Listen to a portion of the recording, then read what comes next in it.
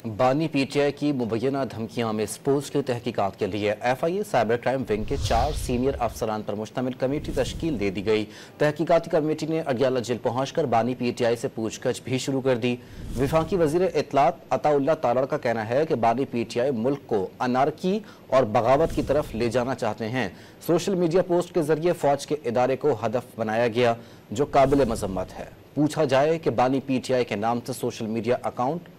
कौन चला रहा है। बानी चेयरमैन पीटीआई की तरफ से सोशल मीडिया पे एक पैगाम दिया गया और फिर वही रविश, ये सेडिशन की तरफ जा रहे हैं, ये इस मुल्क में एनार्की फैलाना चाहते हैं और ये जो फौज के इदारे को टारगेट किया जा रहा है इन सोशल मीडिया पोस्ट के जरिए, फिर से वही बात अपने आप को मुजीबुर रहमान से कंपेयर कर रहे हैं। और उसके अंदर जो आपने एग्जाम्पल्स कोट किए हैं, ये बिल्कुल काबिल मजम्मत है और ये इनको शर्म आनी चाहिए ये बातें करते हुए कि जहां पे आप इस मुल्क की सालमियत पे सवाल उठाते हैं, लोगों को एनआरकी पे उकसाते हैं, आप सेडिशन करते हैं, तो इस पे FIA ने ये फैसला किया है कि वो इस पे बाकायदा तहकीकात करेंगे और ये पूछा जाएगा कि ये सोशल मीडिया पोस्ट बानी चेयरमैन पीटीआई के अकाउंट से कौन चला रहा है